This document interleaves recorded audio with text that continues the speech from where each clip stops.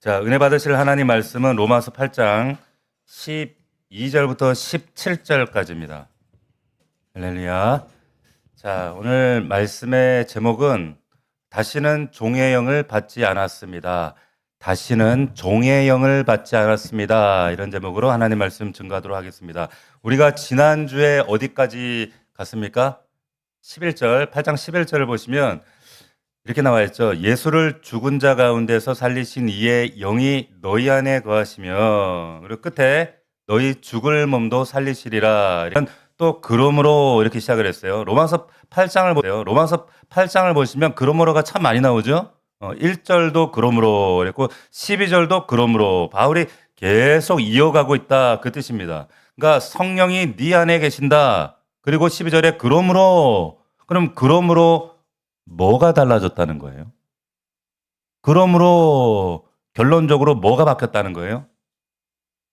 그 대답이 오늘 말씀의 제목입니다. 15절에 한마디로 나오는 거예요. 15절 우리 다시 한번 읽어보겠습니다. 8장 15절 시작. 너희는 다시 무서워하는 종의 영을 받지 아니하고 양자의 영을 받았으므로 우리가 아빠 아버지라고 부르짖느니라.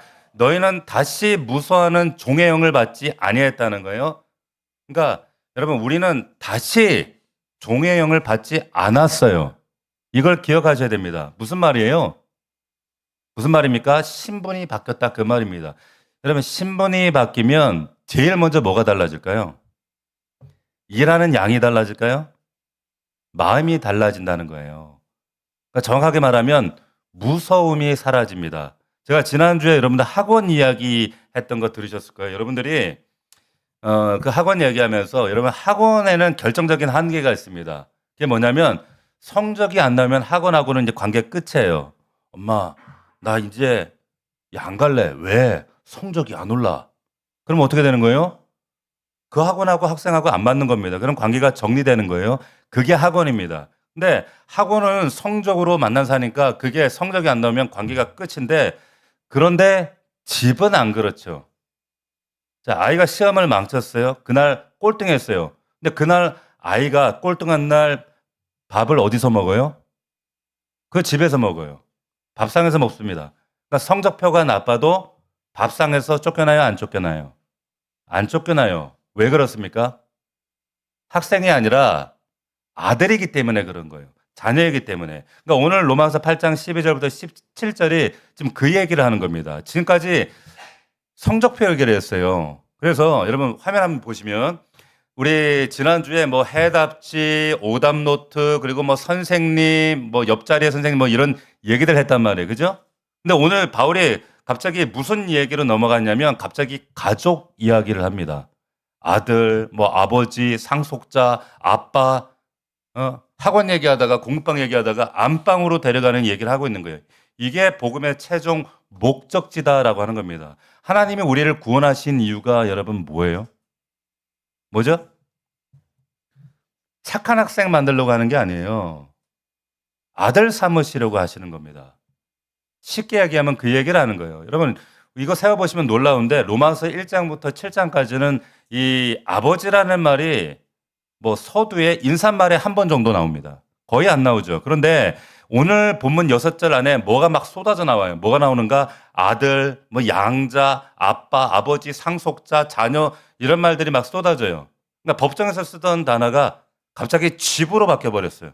그러니까 1절에서 우리 로마서 8장 1절에 그러므로 이제 그리스도 예수 안에 이제 결코 정죄함이 없다, 심판이 없다, 판사 앞에 서 있었어요. 그래서 결코 정죄가 없나니 그랬는데 15절에서는 지금 아버지 무릎 위에 앉아 있는 겁니다. 그러면서 아빠, 아버지 이런 말이 나오는 거예요. 그러니까 무죄 판결 받은 사람을 그냥 집에 보내는 것이 아니라 법정에서 나가는 사람을 덥석 잡아가지고 지금 당신 집으로 데리고 가시는 거예요. 이게 복음이다라고 하는 겁니다.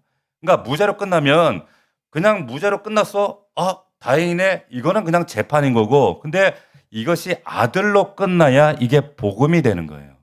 자, 12절 우리 다시 한번 읽겠습니다.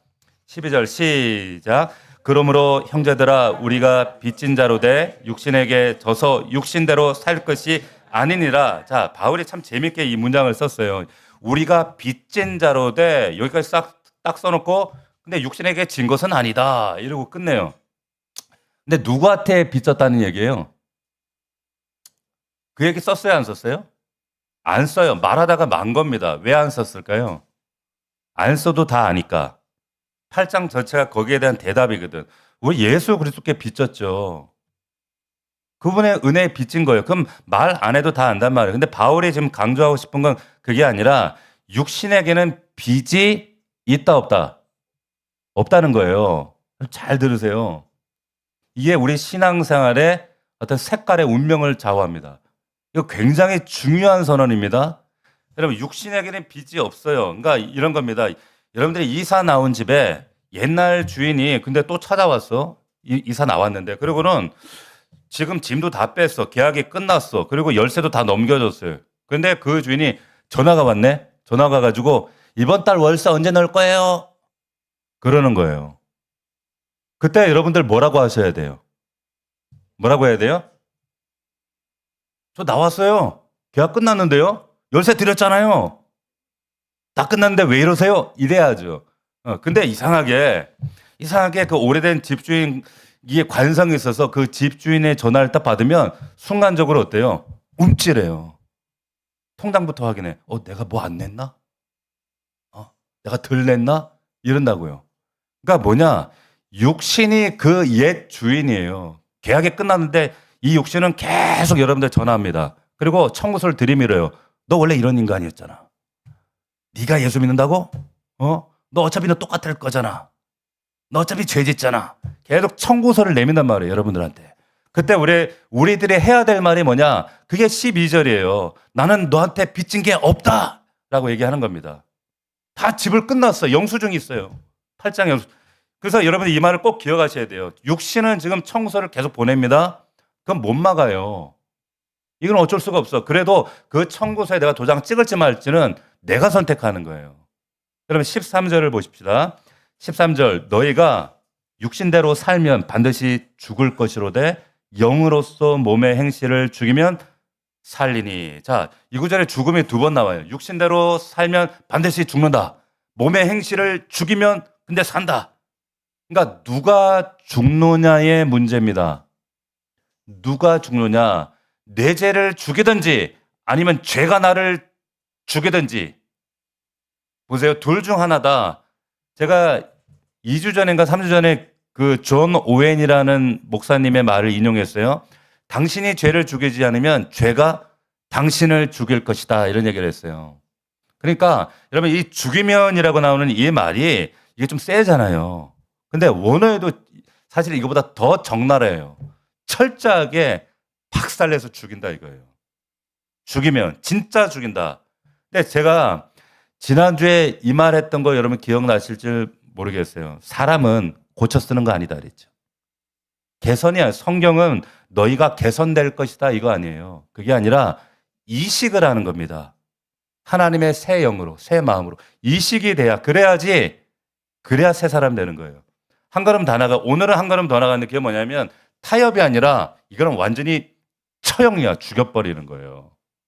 근데 여기서 문법을 잘 보셔야 되는 게 뭐냐면 이게 현재형입니다. 그러니까 계속 하는 동작이에요. 한 번 죽여놓으면 끝난다 이게 아니라 계속 죽여나가야 된다 그 뜻입니다. 계속 죽여나가야 된다. 뭐를? 육신을. 이 본성을. 내 속에 있는 이걸. 예? 그러면 제가 저는 아침마다 면도를 합니다. 남자들 면도하시잖아요. 그죠? 면도하는데 아침에 제가 깨끗하게 밀었어요. 반들반들 하잖아요. 지금 그죠? 근데 지금 제가 만져보면 꼬치꼬치 또 났어. 근데 이게 오후만 되면 또 나요. 자고 일어나면 새까맣게 나요. 그러면은 그렇게 얘기할 수 있잖아. 아니 그 매일 밀어도 맨날 나는 거고 뭐하러 밀어요? 그래요? 아니에요. 저희가 안 밀면 이거 진짜 우리 정주영 집사님처럼 돼요. 정주영 집사님 얼굴이 수염이 덮였잖아요 지금. 저렇게 된다니까요. 시커매져도. 집안 먼지도 똑같잖아요. 아니 어제 닦았다고 청소 안 해요? 그렇잖아요. 어제 먼지 가득했지만 어제 청소했다고 그래도 오늘 청소하는 거예요. 신앙생활이 딱 그렇다는 거예요. 에휴 맨날 기도해도 맨날 저렇게 자빠지는 거 못하러 기도하나? 회개해도 맨날 저렇게 죄 짓는데 뭔 소용인가? 아니에요. 매일 하는 겁니다. 매일 하시는 거예요. 매일 닦는 거예요. 그래서 여러분 13절에 죽이면이에요. 그래서 죽이면 어떻게 죽인다 그랬어요? 이거를 영으로서 몸의 행실을 죽이는 거예요. 전에는 내 의지로서였어요. 내 의지. 근데 이제는 내 의지가 아니에요. 영으로서입니다. 성령으로서. 성령으로 하는 거예요. 이게 7장과 8장의 극명한 차이입니다. 여기까지 가시는 분들은, 여기까지 와 계신 분들은 신앙생활이 이제 좀 쉬워져요. 신앙생활은 그래서 내가 하는 게 아니라 내가 하려고 하면, 내가 지키려고 하면 이거 힘들어요. 근데 아니에요. 신앙생활은 되어지는 겁니다. 할렐루야. 이 차이예요. 그래서 8장은 그래서 성령으로 하는 거예요. 근데 보세요. 또 이거 여기서 여러분들이 주의하셔야 될 게 뭐냐면 성령이 다 하시니까 나는 구경만 한다? 그게 또 아니라는 거예요. 성령이 하신다며. 그게 아니라 여기 죽이면의 주어가 누굽니까? 누구예요? 주어는 나예요. 내가 죽이는 거예요. 다만 내 힘이 아니라 성령님 그분의 힘으로 죽인다는 거예요. 할렐루야. 그래야 이길 수 있어요. 여러분 보세요. 우리 아이들 자녀들이 어릴 때 1살, 2살 때 이렇게 그 문을 열 때 지가 열어보겠다고 막 밀어요. 근데 아빠는 뒤에서 이걸 지켜보고 있단 말이에요. 엄마 아빠가.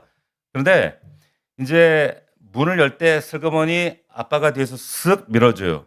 문이 열렸어요. 그러면 그 문을 연 거는 아이가 연 거예요? 아빠가 연 거예요?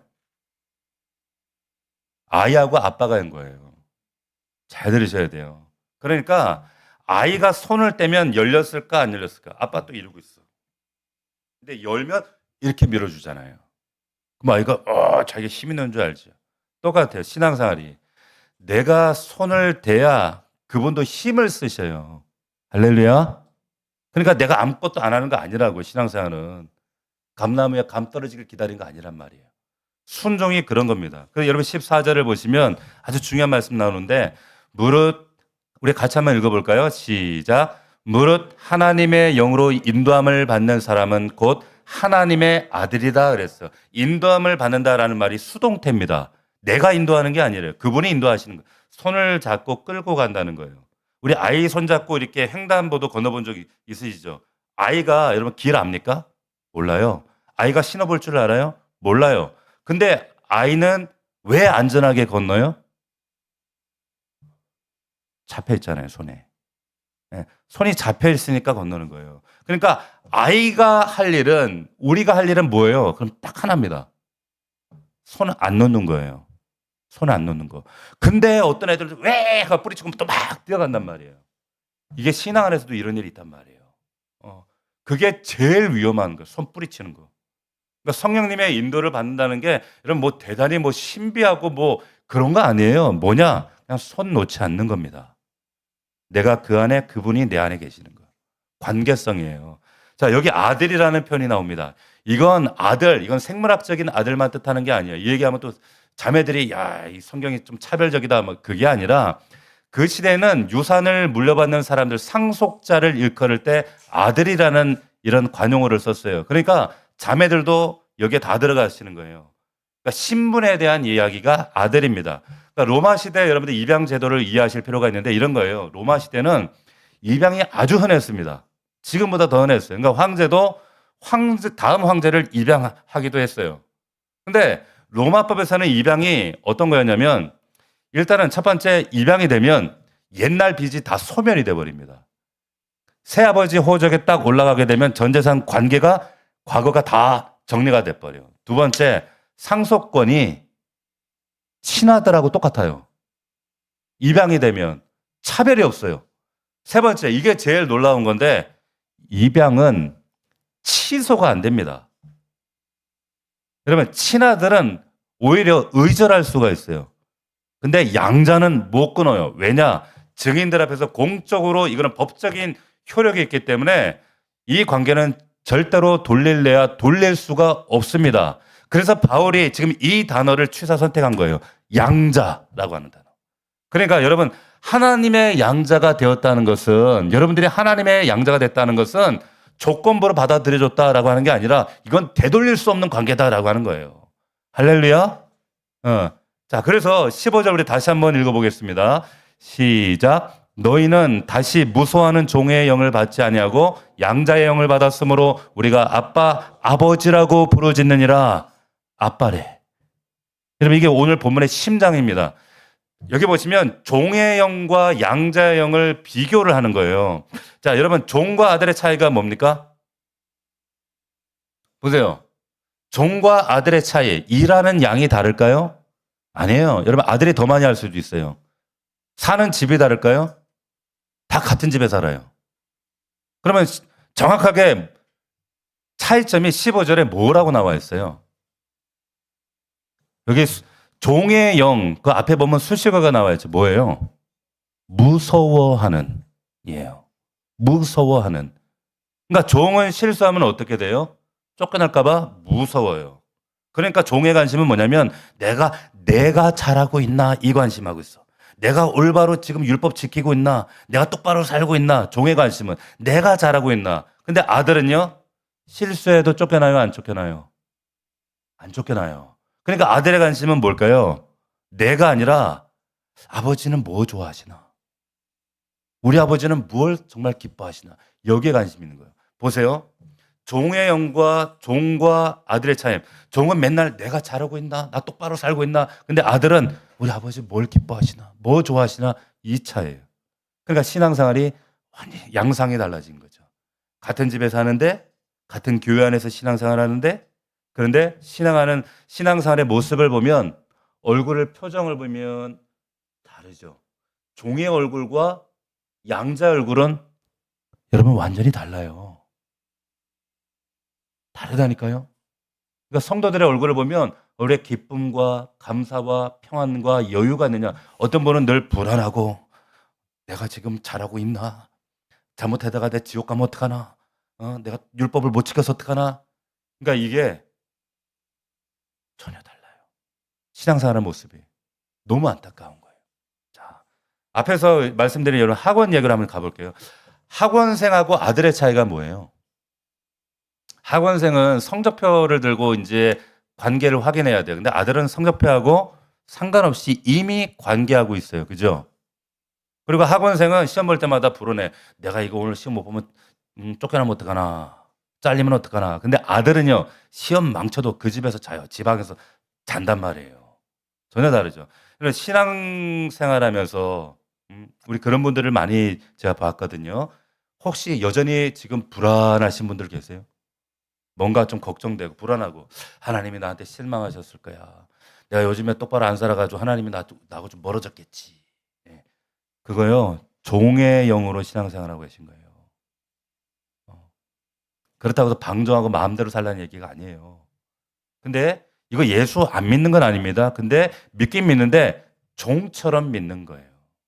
종처럼 믿는. 성경은 그러지 말라. 지금 바울이 그 얘기하는 거예요. 자, 그리고 아빠, 아버지라는 말을 여러분들이 잘 보셔야 돼요. 아빠. 그러면 아빠라는 말, 이게 신기하게 이스라엘 사람들은 일상에서 아람어를 씁니다. 이 아람어도 아빠예요. 희한하지? 지구 반대편에 있는데 우리하고 똑같이 아빠. 우리는 아빠. 애가 아버지 부를 때 부르는 딱 우리말하고 똑같아요. 유대인들은 그런데 하나님을 아빠로 불렀어요? 안 불렀어요? 못 불렀어요. 감히 그분 이름은 이름도 못 부르고 어떻게 감히 그 하나님을 아빠라고 이런 정말 불경하게 그럴 수 없었어요. 절대. 그러니까 그 이름이 거룩하고 존귀하기 때문에 이름을 부르는 게 아니라 뭐 하늘 이렇게 부르고 하늘님 혹은 하나님을 아도나이 주 이렇게 불렀단 말이에요. 그런데 예수님이 아빠라고 부르는 거예요. 유대인들이 눈이 확 뒤집어지는 거죠. 그래서 예수님이 겟세마네 동산에서도 마가복음 14장에 보면 아빠 아버지여 아버지께는 모든 게 가능합니다. 이렇게 기도하세요. 예수님이 아빠라고 부르셨어요. 그러니까 오늘 본문은 뭐냐? 우리도 그렇게 부르라는 거예요. 예수님이 불렀으니 너희도 그렇게 아빠라고 불러야 돼. 예수님 쓰시던 그 호칭을 우리에게 그대로 물려주신 겁니다.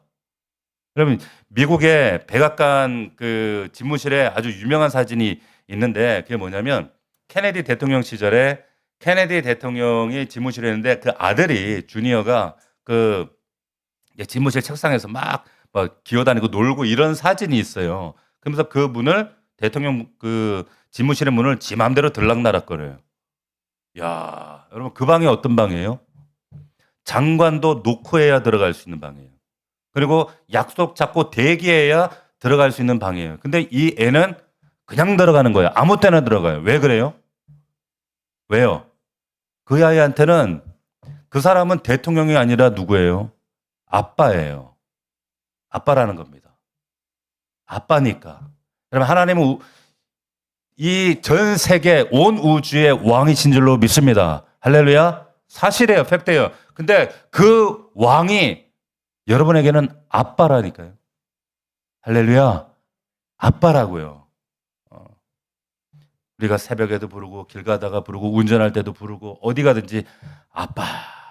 근데 그분이 내 머리털까지 다 아신대. 다 알고 계신대요. 뭐 긴 말이 필요해요. 아빠한테 아빠 그러면 되지. 그러니까 그 아버지 부를 땐 미사유구가 여러분 길수록 그건 불편한 거예요. 예? 우리 자녀들이 여러분들한테 갑자기 용돈 달라는 그 한마디 하려고 천지를 지으신 아빠, 어머니, 그리고 나를 낳으시고 나에게 이 땅에서 이 놀라운 역사를 행하시며 우리의 가정을 대출받아 이 아파트를 장만하시고 막 이러면서 미사역을 막 쓰면서 나에게 용돈을 주시옵소서 이러면 어떻게 해요? 이것이 장난치나? 안 통해요. 우리 아버지 그런 분이라는 거예요. 예? 여러분 15절 마지막 단어를 보시면 이 아빠를 향해서 뭐라고 부르짖습니까? 그냥 부르짖어요. 부르짖는 거예요. 조용조용 예의 차리라는 게 아니라 큰 소리로 소리치라는 겁니다. 여러분 아이가 넘어지면 어릴 때 보면 우리 애들은 아빠를 찾더라고. 아빠 찾아요. 그럼 제가 달려가는 거 아니까 이렇게 세워줄 줄 아니까 그게 이 단어예요. 부르짖는이라는 단어가. 그러니까 여러분들이 기도하실 때 여러분들 뭐 미사요구 쓰려고 뭐 문장을 뭐 다듬느라고 애쓰실 필요 없어요. 급하면 그냥 소리 한마디 외마디만 하셔도 돼요. 아버지, 아빠 하셔도 됩니다. 할렐루야. 그러려면 관계성이에요. 관계성 하나님과. 일주일에 이 한 시간에만 관계 맺는 하나님이 아니라 여러분 일상에서 아빠 자녀와 관계가 있으셔야 돼요. 16절 우리 같이 한번 읽어보겠습니다. 시작. 성령이 친히 우리의 영과 더불어 우리가 하나님의 자녀인 것을 증언하신다니. 자, 여기 더불어라는 말이 뭐냐면 증인이 두 사람이다 이 말이에요. 이거 굉장히 정말 기분 좋은 말이에요. 증인이 두 사람. 내 영이 한 증인이고 성령님이 또 하나 증인이세요. 그러니까 당시 이 유대 사회에서는 반드시 증인을 세우려면 두 사람 이상이 필요했어. 근데 지금 증인이 내가 증인이고 하나 성령님이 증인이다. 이게 왜 중요한가 하면 여러분 우리는 믿으면서 확신이 흔들릴 때가 있어요. 내가 진짜 구원받은 게 맞나? 나 하나님 자녀 맞나? 근데 그때 사람들이 제일 먼저 뭘 확인하는 줄 아세요? 자기 기분 확인합니다. 야, 내가 요즘 이따로 사는 거 보니까 나 영 아닌가 보다. 야.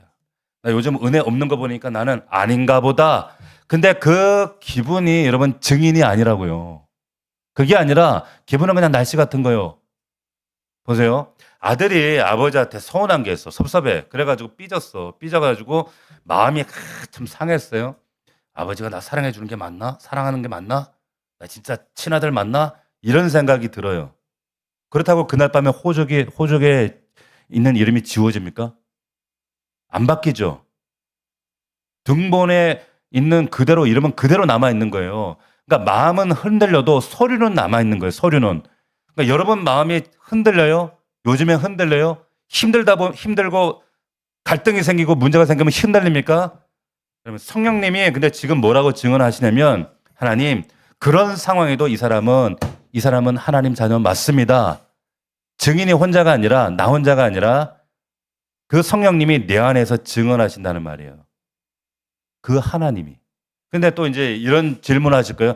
목사님, 근데 저는 왜 성령님이 나를 그렇게 증언하신다는 게 왜 저는 안 느껴져요?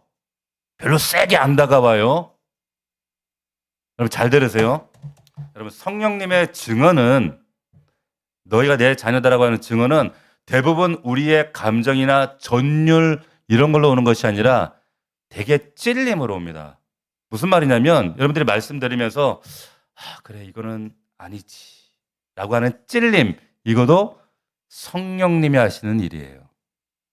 그리고 여러분들 양심이 일하면서도 양심이 이거 뭔가 하나님 기뻐하시지 않는 행동과 언행을 할 때 양심이 찌르는 것도 이것도 성령님이 증언하시는 거예요. 여러분 죽은 사람은 안 찔립니다. 세상 사람들도 불신자들 양심이 있죠. 근데 양심 꺼리낌 없이 죄 지어요. 근데 살아있기 때문에 성령님이 계시기 때문에 이게 찔리는 거예요. 그러니까 내가 이래도 되나 하는 마음은 어디서 왔겠어요? 아무도 안 가르쳐 줬는데 하나님 앞에서 내 마음이 살면서 불편한 거 그거 다 하나님께서 내 안에 성령님이 찌르시는 거예요. 여러분들 증언하시는 겁니다. 너 내 자녀 맞아 하시는 거예요. 자, 17절 읽겠습니다. 우리 같이 시작. 자녀이면 또한 상속자 곧 하나님의 상속자요 그리스도와 함께한 상속자니 우리가 그와 함께 영광을 받기 위하여 고난도 함께 받아야 할 것이니라. 자, 이 논리를 잘 보셔야 됩니다. 자, 자녀다. 그러니까 상속자다. 잘 들으세요. 자녀기 때문에 상속자예요. 여러분 상속은 일해서 버는 게 아니에요. 태어나서 받는 겁니다. 회사에서 열심히 일해서 받는 건 뭐라 그래요? 월급이라 그러죠. 그건 대가예요. 근데 유산은 뭐예요? 아무것도 안 해도 받는 거예요. 아들이니까 받는 거예요. 양자니까 받는 거예요.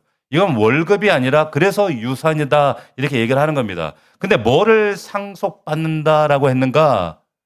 여러분 착각하시는 게 있어요. 뭘 상속받아요? 여기 보시면 하나님의 상속자 17절 보세요. 하나님의 상속자예요.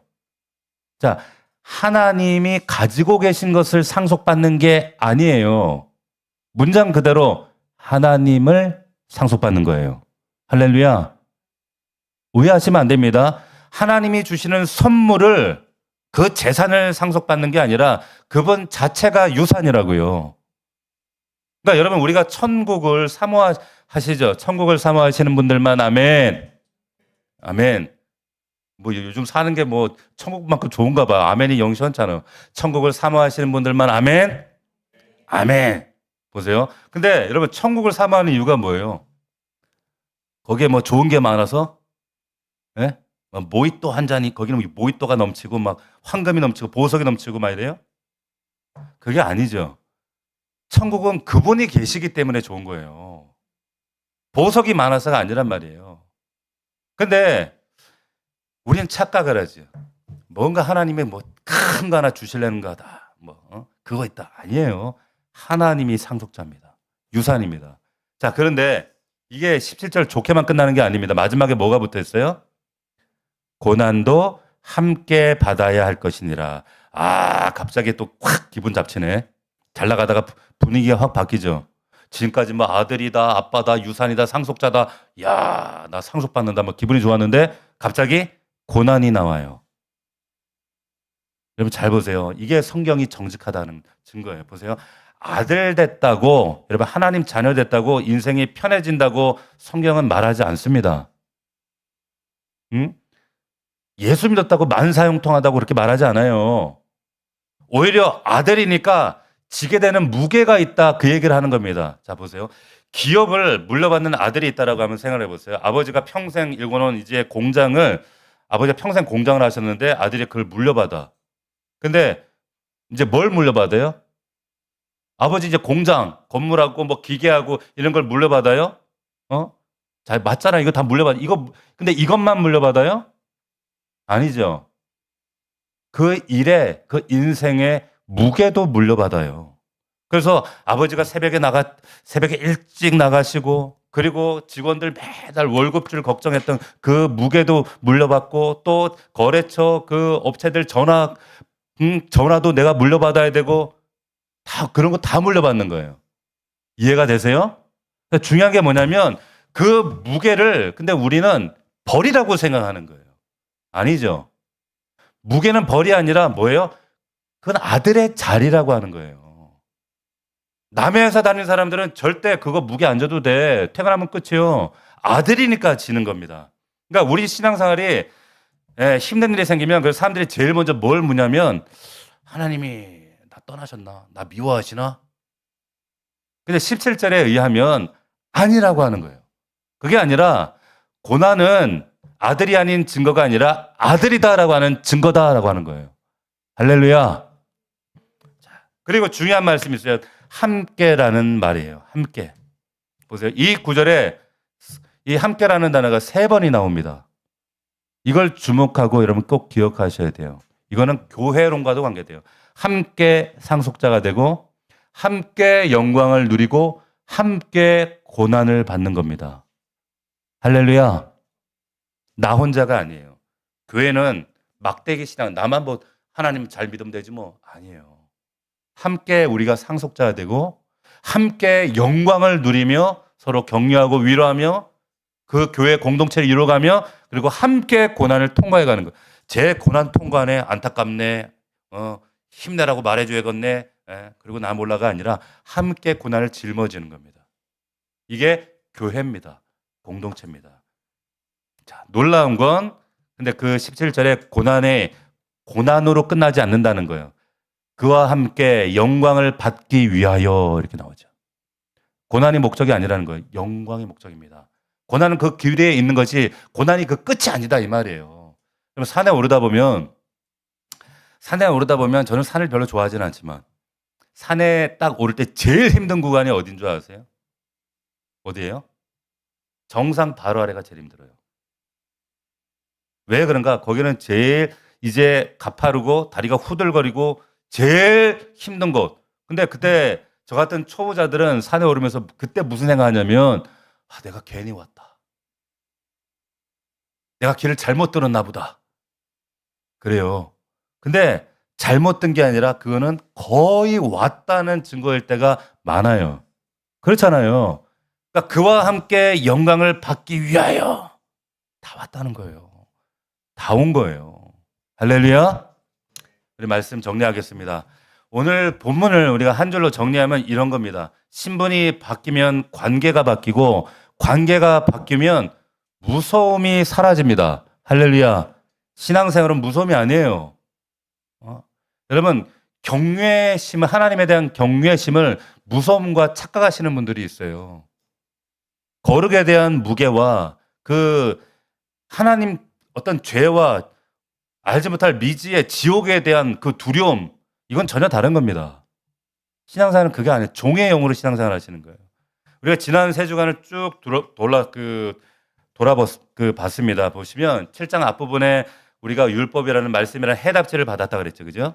근데 7장 뒷부분에 오답 노트를 썼어. 사도 바울이 거기서 맨날 오호라 공고한 자로다 자기 한계를 봤단 말이에요. 맨날 죄에 거하는 자기 모습을 봤어. 그리고 8장 앞부분에 선생님이 이제 우리 연약한 우리를 위해서 선생님이 옆에 앉으셨다. 그리고 그 오늘 선생님이 우리를 집으로 데려가셨는데 그 선생님이 알고 봤더니 선생님이 아니라 누구였어요? 아빠였어요. 아빠. 아버지였다. 지금 그 얘기하는 거예요. 야, 이 얼마나 감격적인 이 놀라운 사건을 여러분들이 정말 이걸 누리면서 하셔야 돼요. 신앙생활 가운데. 그렇기 때문에 이번 주 3가지 여러분들이 꼭 붙드시고 선포하시면 좋겠어요. 첫 번째 뭐냐? 첫 번째는 여러분들 옛 주인이 여러분들 청소 또 내밀어. 전화 올 거예요. 야, 이번 주도 여러분들한테 너 원래 너 이런 인간이잖아. 너 또 죄졌잖아. 너 또 넘어졌잖아. 그때 여러분 뭐라고 답하셔야 됩니까? 12절로 답하는 거예요. 나 너한테 빚진 거 없다. 나 끝났다. 반납했다. 할렐루야. 두 번째, 부르는 호칭을 여러분 바꿔보세요. 이번 주 여러분 기도하실 때 딱 한 번만 아빠 이렇게 불러보세요. 아빠. 어색하실 거예요. 저도 어색했어요.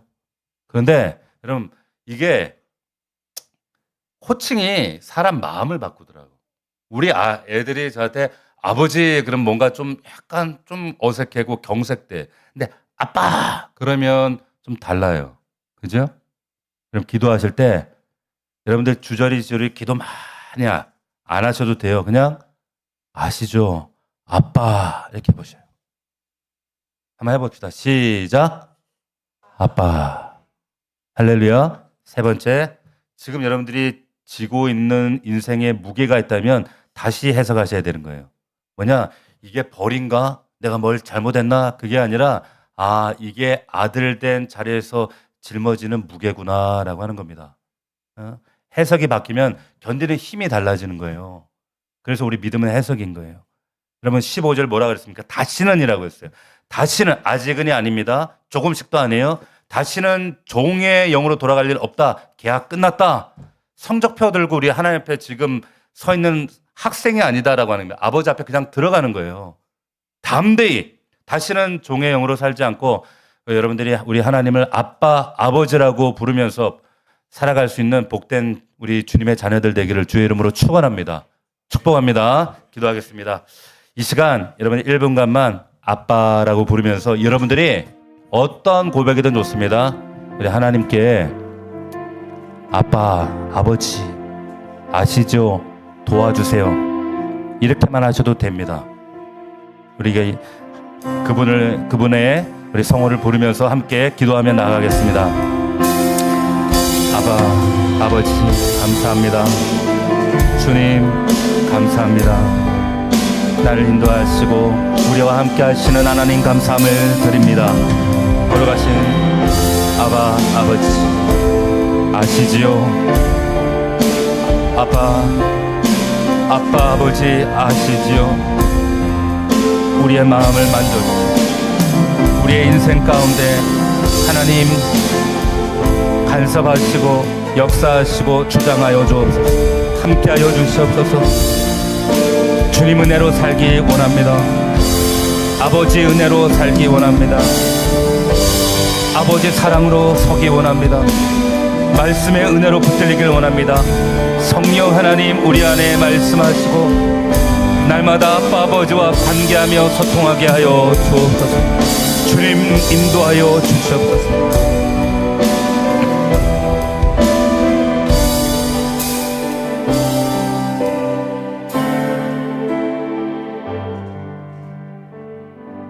너희는 다시는 무서워하는 종의 영을 받지 아니하고 양자의 영을 받았으므로 우리가 아빠 아버지라고 부르짖느니라.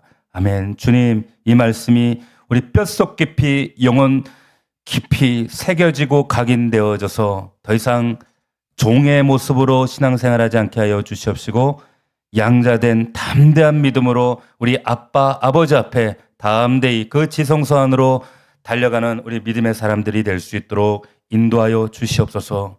하나님, 우리의 삶 가운데 끊임없이 참소하는 마귀가 우리를 넘어뜨려 갈 때 나는 너한테 빚진 것이 없다. 그리고 우리가 힘들고 어려울 때마다 아빠, 아버지를 찾는 우리 성도들 되게 하시고 정말로 우리 인생 가운데 이 놀라운 은혜를 주신 하나님과 날마다 매일마다 호흡하며 동행하는 우리 더 넘치는 교회 믿음의 사람들이 될 수 있도록 축복하여 주시옵소서. 감사드렸고 예수님의 이름으로 기도하옵나이다. 아멘.